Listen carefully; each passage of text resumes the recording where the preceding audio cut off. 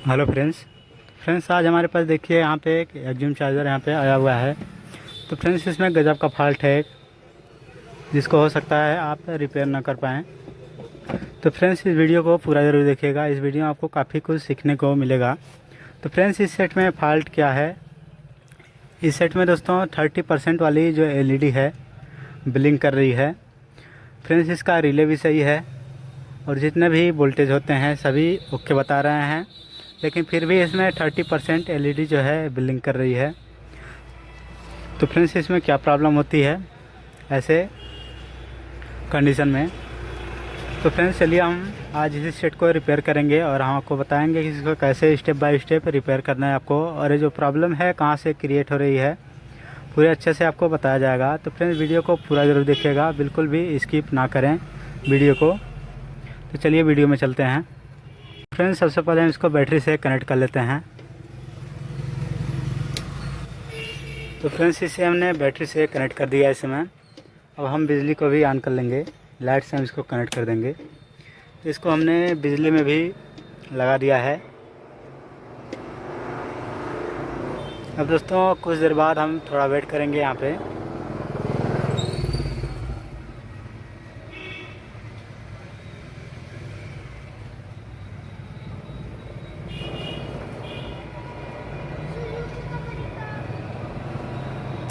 तो फ्रेंड्स यहाँ पे देखिए अब 30% वाली जो एलईडी है ग्लो करने लगी है।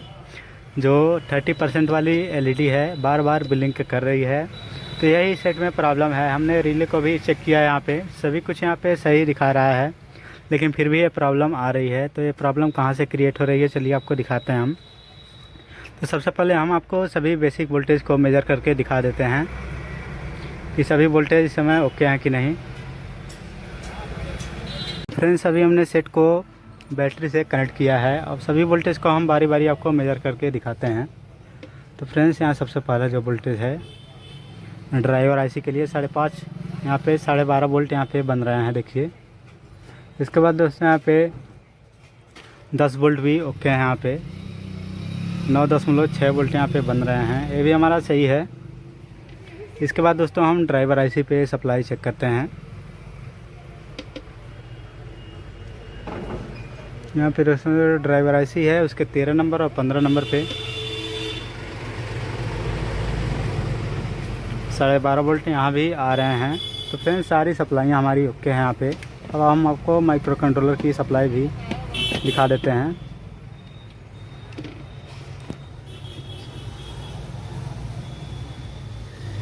तो फ्रेंड्स देखिए माइक्रो कंट्रोलर की जो सप्लाई है यहाँ पे 5 वोल्ट पहुँच रहा है अच्छे तरीके से। तो फ्रेंड्स सारी सप्लाइयाँ इस समय ओके हैं। अब हम इसे बैटरी से कनेक्ट करते हैं। बैटरी से हमने कनेक्ट किया पहले, अब लाइट से हम इसको कनेक्ट करते हैं। और आप तो फ्रेंड्स चार्जर है, इसके ड्राइव बोल्ट को हम अब चेक करेंगे यहाँ पे।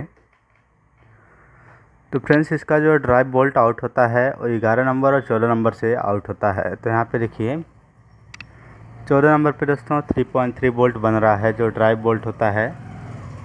3.3 वोल्ट यहाँ पे बन रहा है, 3.3 वोल्ट यहाँ पे बन रहे हैं। और जो 11 नंबर है यहाँ भी दोस्तों 3.3 वोल्ट यहाँ पे बन रहे हैं। इसके बाद दोस्तों यहाँ पे ट्रांजिस्टर जो लगे हैं एनपीएन और पीएनपी, इसका जो आउटपुट यहाँ से निकलता है यहाँ पे देखिए 3.3 वोल्ट यहाँ भी आ रहा है। और इसके बाद इस वाले ट्रांजिस्टर पे भी हम चेक करेंगे तो यहाँ पे भी 3.2 वोल्ट आ रहा है यहाँ पे, यानी कि 3.3 वोल्ट यहाँ भी आ रहा है। यहाँ तक दोस्तों ओके हमारा। अब दोस्तों हम यहाँ पे ट्रांसफार्मर पे एसी वोल्ट चेक करेंगे कि यहाँ पे स्विचिंग हो रही है कि नहीं। हो सकता है यहाँ पे स्विचिंग ना हो रही हो ट्रांसफार्मर पे, तो इसके लिए हम मल्टीमीटर को एसी पे करेंगे और दोनों ट्रांसफार्मर पे हम चेक करेंगे।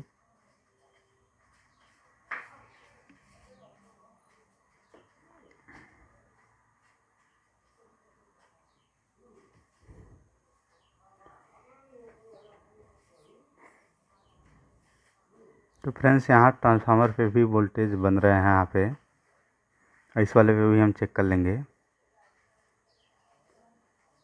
यहाँ भी दोस्तों जो वोल्टेज हैं बन रहे हैं ट्रांसफार्मर पे, एसी वोल्टेज यहाँ पे बन रहे हैं। यानी कि दोस्तों हमारा पल्स वाला जो सेक्शन है वो बिल्कुल ओके है। अब दोस्तों यहाँ पे रिले लगा है तो इसको हमने पहले ही चेक कर लिया था, जो रिले है बिल्कुल सही है, उसको हमने निकाल करके चेक किया था वहाँ पे।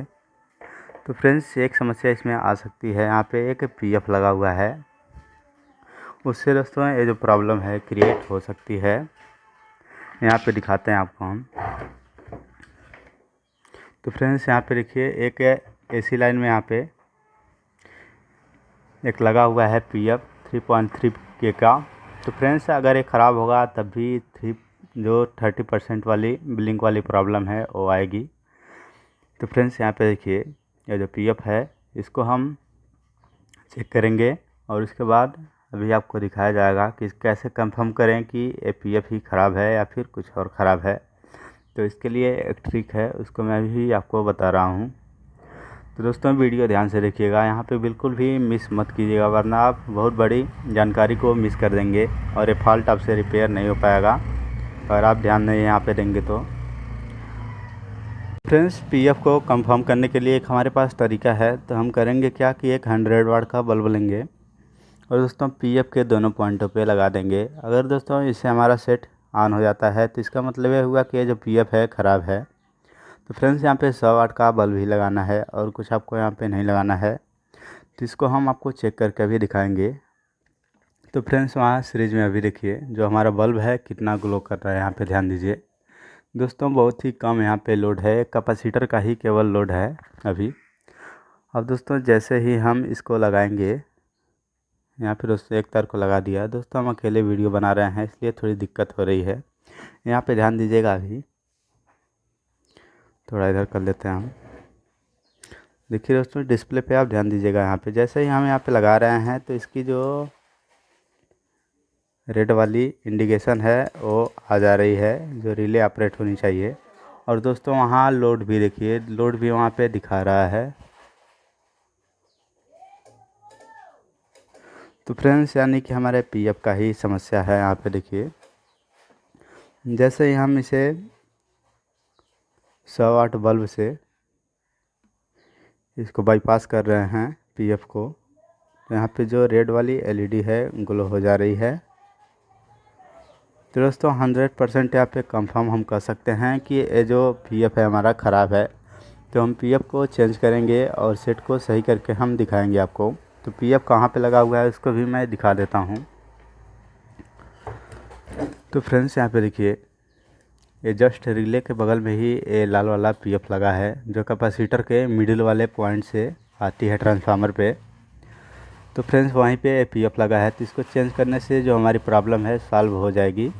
तो चलिए इतना करते हैं और आपको दिखाते हैं हम। तो फ्रेंड्स यहाँ से हमने इस पीएफ को निकाल दिया है। यहाँ पे देखिए 3.3 के का यहाँ पे जो पीएफ है लगा हुआ है 250 वोल्ट में। तो इसे हम रिप्लेस करके आपको सही करके दिखाते हैं सेट को। दोस्तों केवल इसी को रिप्लेस करने से जो हमारी प्रॉब्लम है सॉल्व हो जाएगी। तो फ्रेंड्स यहाँ देखिए यहाँ पे 4 ट्रांजिस्टर भी लगे हुए हैं ड्राइवर के पास, उसको भी हमने चेंज करके देखा। तो दोस्तों चार्जर थोड़ी देर के लिए ऑन हुआ था, फिर से 30% ब्लिंक में चला गया। तो फ्रेंड्स प्रॉब्लम इसी पीएफ से थी हमारी, और ट्रांजिस्टर सही रहे होंगे। तो फ्रेंड्स यहाँ पे जो ट्रांजिस्टर लगे थे उनको भी हमने चेंज करके देखा, लेकिन हमारा सेट ओके नहीं हुआ। थोड़ी देर के लिए दोस्तों चार्जिंग हुई थी, लेकिन फिर से वही प्रॉब्लम आ गई हमारी। तो चलिए हम पीएफ को चेंज करते हैं और देखते हैं प्रॉब्लम हमारी सॉर्ट आउट होती है कि नहीं। तो फ्रेंड्स इस पीएफ को हमने यहाँ पे चेंज कर दिया है। तो फ्रेंड्स इसकी जो एक टांग थी वो हिल रही थी, इस कैपेसिटर को हमने चेक किया इस मीटर से, तो बिल्कुल सही बता रहा है, जितना वो बता रहा है उतना ही वैल्यू नया वाला भी दे रहा है। तो फ्रेंड्स इसकी जो एक टांग है वो हिल रही है, इसी वजह से प्रॉब्लम आ रही थी। तो फ्रेंड्स चलिए अब इसको हम पावर में कनेक्ट करके आपको दिखाते हैं जो हमारा सेट है सही हुआ है कि नहीं। अभी दोस्तों इसको हमने पावर में कनेक्ट कर दिया है। अब दोस्तों देखिए जो रेड वाली इंडिकेटर है वो ग्लो हो गई है चार्जिंग वाली। थोड़ी देर में हमारा फ़ैन भी चल जाएगा। तो फ्रेंड्स देखिए हमारी चार्जिंग जो है आ चुकी है। यहाँ पे देखिए जो चार्जिंग है फुल दिखा रहा है। अभी थोड़ा हम डिस्चार्ज कर लेंगे बैटरी को, उसके बाद हम फिर से चेक करेंगे। फ्रेंड्स अभी हमने बैटरी को थोड़ा डिस्चार्ज कर लिया है, अब फिर से हम इसको लगाएंगे बैटरी में और इसको हम पावर में कनेक्ट करेंगे। तो इसे बैटरी में लगा दिया, अब इसे हम पावर में भी लगा लेंगे। तो फ्रेंड्स यहाँ पे देखिए मेंस वाली और ये चार्जिंग वाली है वो जल गई है। और दोस्तों हमारी कुछ देर में चार्जिंग भी आ जाएगी। तो फ्रेंड्स देखिए अब हमारी चार्जिंग होने लगी है और जो हमारा फ़ैन है वो भी चल रहा है इस समय। जो हमारा फ़ैन है वो भी स्टार्ट हो गया है इस समय। तो फ्रेंड्स इस समय फिर से चार्जिंग हमारी फुल दिखा दी इसने, क्योंकि दोस्तों हमारी बैटरी जो है काफ़ी छोटी है, 48 वोल्ट की हमारी बैटरी है, काफ़ी छोटी है, इसलिए जल्दी से फुल कर देता है उसे। तो फ्रेंड्स वीडियो अच्छी लगी तो इसको लाइक करें, हमारे चैनल को ज़रूर सब्सक्राइब करें। धन्यवाद दोस्तों।